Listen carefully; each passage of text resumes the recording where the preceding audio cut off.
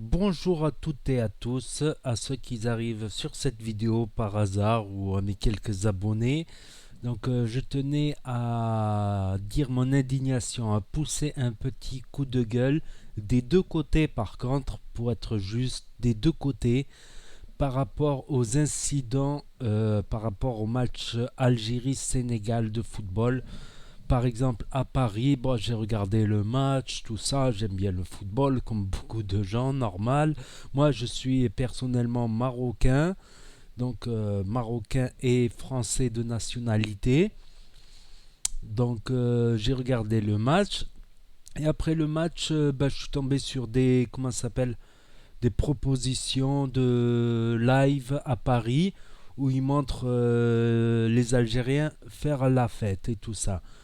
Déjà, je me suis dit, j'espère qu'il n'y aura pas d'incident parce qu'il peut y avoir des petits camps de partout, des petits camps dans les Algériens et des petits camps dans les CRS.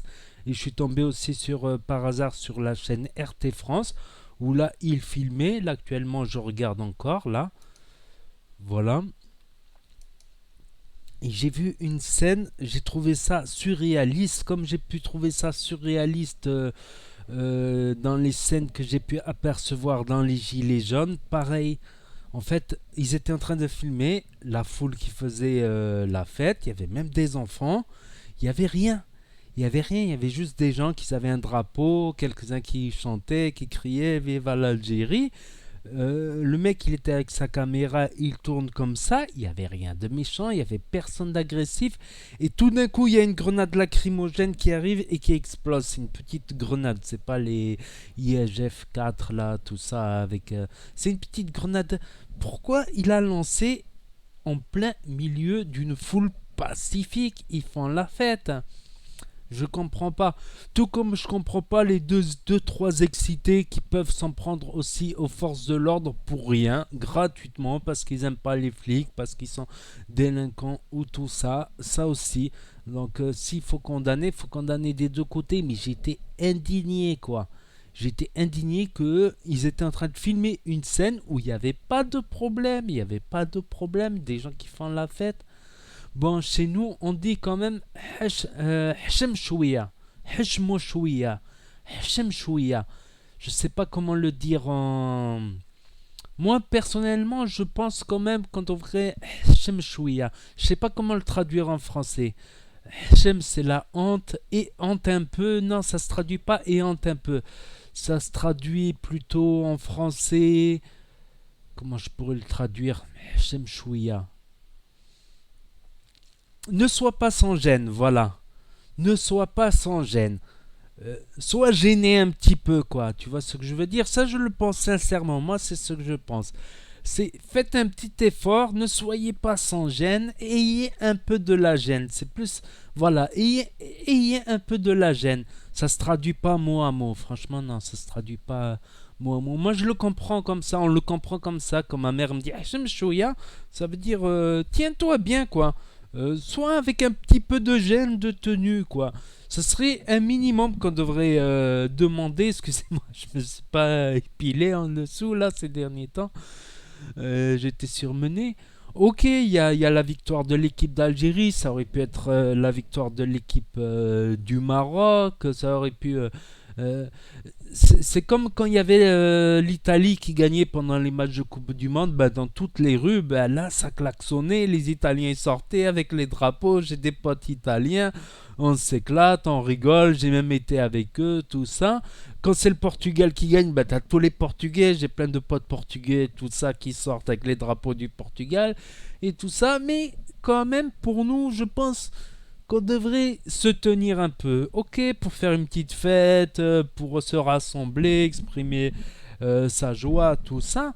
Mais on devrait quand même avoir un peu de tenue, un peu de gêne par rapport à ces deux trois excités qui foutent le bordel parce que le Front National il monte en flèche et chaque fois il pointe du doigt quand il y a un problème, tout ça.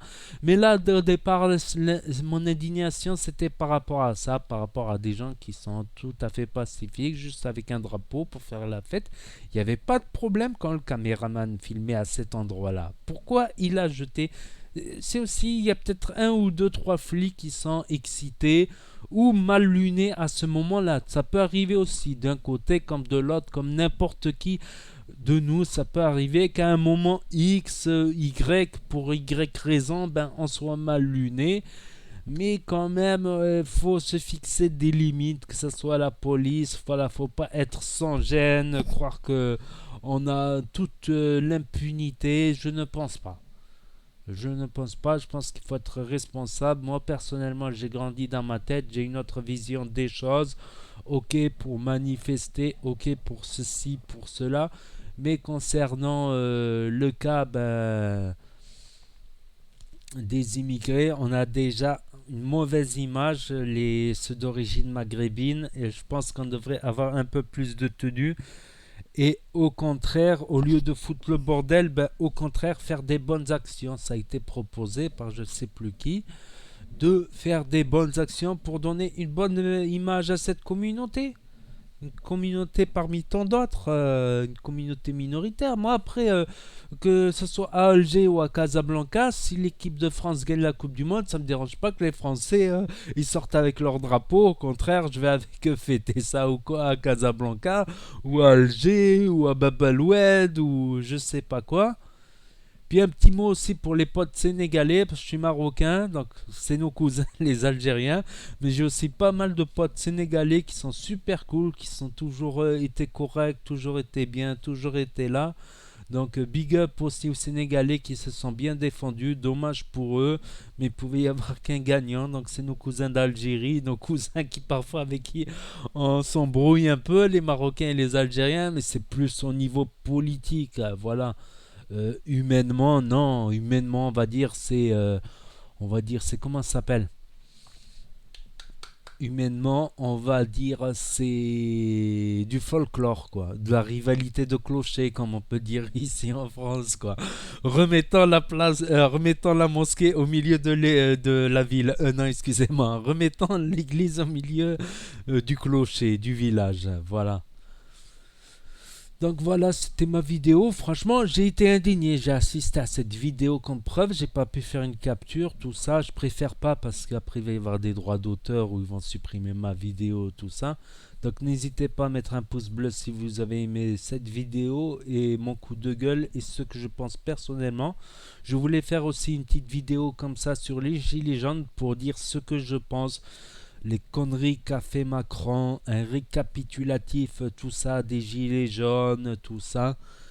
Mais voilà, comme aurait dit Che Guevara, une lutte trop pacifique n'apporte pas grand-chose. Il a fallu, hélas, que les gilets jaunes deviennent un peu plus durs pour que Macron laisse des concessions. Mais ça, c'est un autre sujet que je développerai dans une autre vidéo. Donc, n'hésitez pas à vous abonner, à cliquer sur la cloche, à mettre un pouce bleu, un commentaire, à me dire votre avis là-dessus. Et je vous dis à très bientôt, les amis, les potos, que ce soit français, algérien, italien, portugais. Il y aura toujours des gens bien, des gens pas bien, des gens mal lunés à un moment X ou Y pour Y raison, etc. Donc à bientôt, tchuss, et j'espère que mon message est compris, mon indignation est compris, parce que là, comme dans certaines scènes de Gilets jaunes, j'étais en train de regarder la vidéo, j'étais à fond dedans, ça m'intéressait, c'est comme si j'étais en train de me balader, moi, il n'y avait rien, et tout d'un coup, le gaz qui arrive, pourquoi? Donc dites-le moi pourquoi en commentaire. Allez, tchuss, à bientôt, et peace.